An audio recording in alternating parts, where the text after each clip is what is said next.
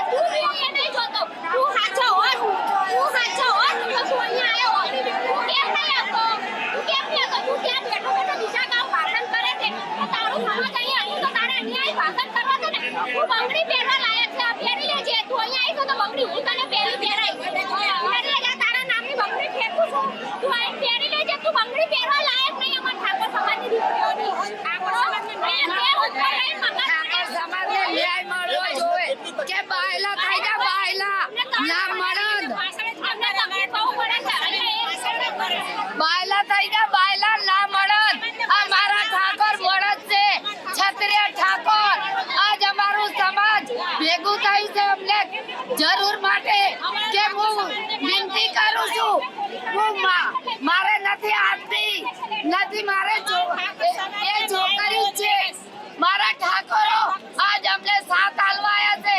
એ bylaw બળી જા bylaw, એ આ મારા ઠાકોર સમાજનું નામ એ વગોયું, એ બાયલો થઈ જા બાયલો, ના મળત રાણીમાં હંતાઈ ગયો, એ ભાગડો થઈ જા ભાગડો, ભાગડાથી ભૂરા ના મળત. ઇન્દિરા રાતના અમારા ઘંટિયા રહેતા મકાન હતું અમારું મકાન કે આવી છે રહેવાનું તમારે. ઇન્દિરા કે જ્યાં રહેતા આના મકાન તો અત્યારે ઇન્દિરા રાતના ફોટા છે, તો અમને મકાન કેમ ના આપે? નરેન્દ્ર મોદી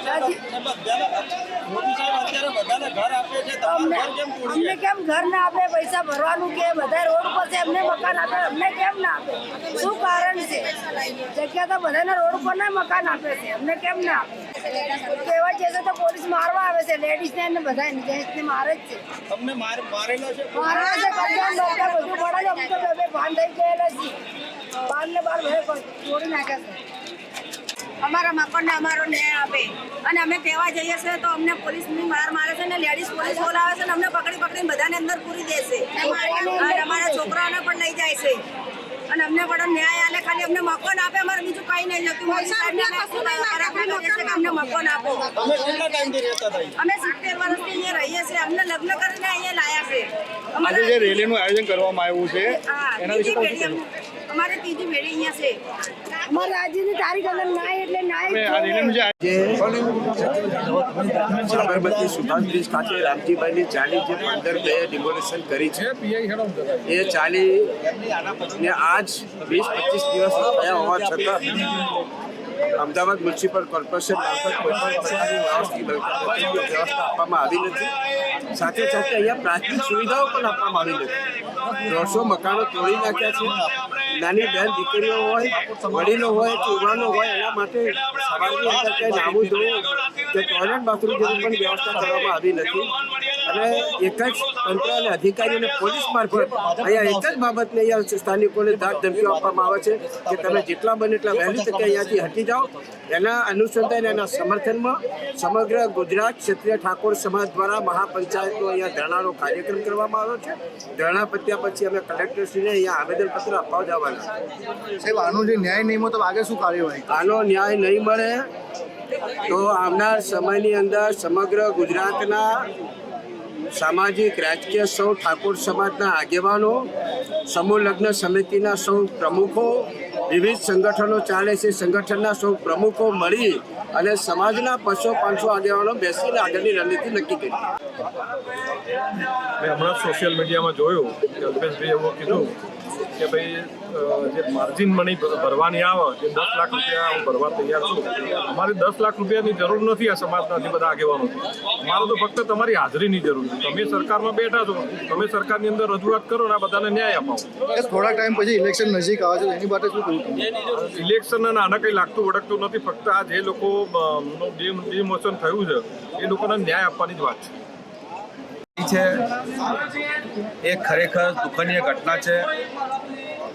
સરકાર દ્વારા જે ઠાકોર સમાજના જે મકાનો પાડી દેવામાં આવ્યા છે, કેમ ઠાકોર સમાજના મકાનો પાડવામાં આવે છે?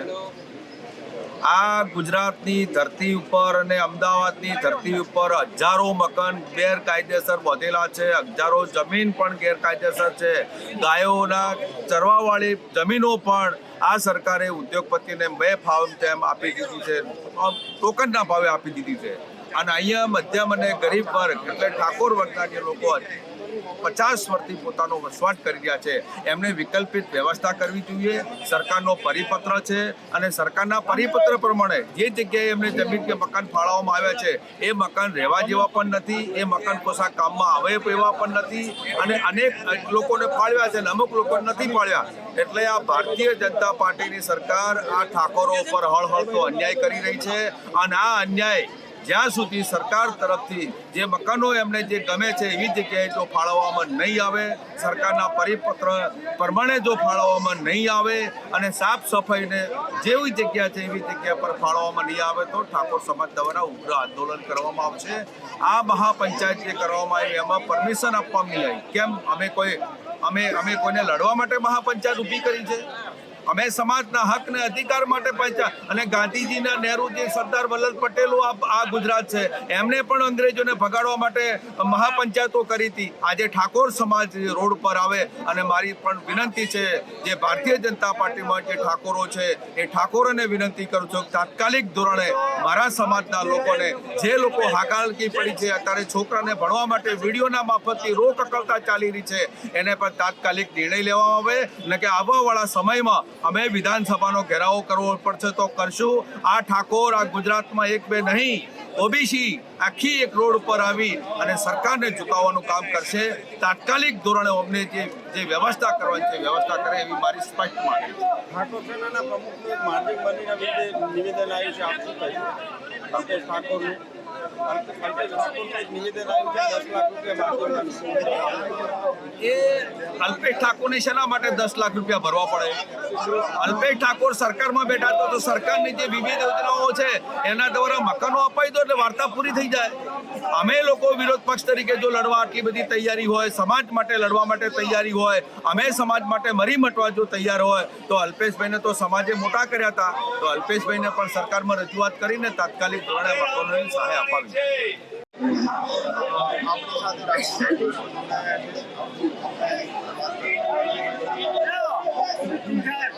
પહેલા તો આપના મીડિયા માધ્યમથી આજે અમે અહીંયા જે જગ્યાએ જે અમદાવાદ કોર્પોરેશન અને સરકારે જે અમારા ઠાકોર સમાજના 150થી વધુ મકાનો તોડી અને 700 પરિવારોને બેઘર કર્યા છે, કોઈ પણ વૈકલ્પિક વ્યવસ્થા સિવાય, કોઈ નોટિસ આપ્યા સિવાય, પોતાની પોલીસની દાદાગીરી સાથે રાખીને, સરકારની તાનાશાહીનો ઉપયોગ કરીને, ભૂમાફિયાનો ઉપયોગ કરીને આજે જે પરિસ્થિતિ જોઈ છે, તમામ મકાનો કોઈ પણ ચીજ વસ્તુ લીધા સિવાય બધી વસ્તુ વિશેષ છે કે મારા સમાજના જે 11-12 ધોરણમાં ભણતા મારા સમાજની દીકરીઓ જેની પરીક્ષા આવી રહી છે એ પરીક્ષાઓના જે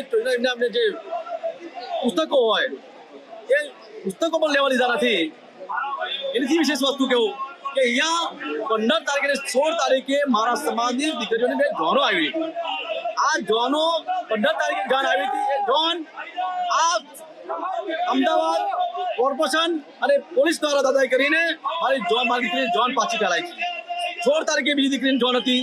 મંડપ પણ પોલીસે ખોલીને મંડપ પણ લઈ ગઈ છે. એટલે આ તાનાશાહીનો વિરોધ કરવા માટે, સમાજના હક અને અધિકારની લડાઈ માટે સમગ્ર ગુજરાતનો ઠાકોર સમાજ ભેગો થયો.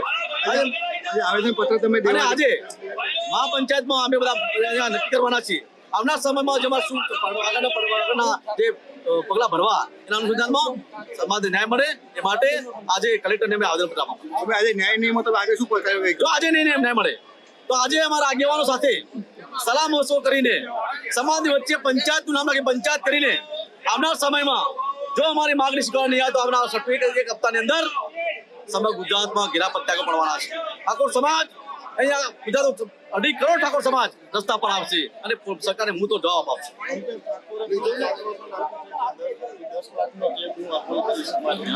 ભાઈ અલ્પેશભાઈને વંદન કરી છે. અલ્પેશભાઈને કોઈ 10 લાખ રૂપિયા આપવા તો અલ્પેશભાઈ અહીંયા 10 લાખ રૂપિયા આપી જાય.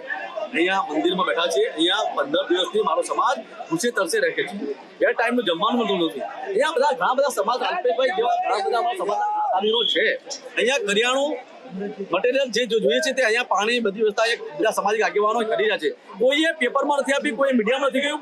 જેની જે સાચી થાય એ બધા આપી જાય છે. એટલે અલ્પેશભાઈ પોતાની રાજનીતિ કરતા હોય તો અલ્પેશ ઘરે રહે. અલ્પેશભાઈને જો લડવી હોત તો અલ્પેશભાઈ પહેલા દિવસથી અહીંયા આવ્યો હોત અને સમાજને આ દશા ના થઈ હોત.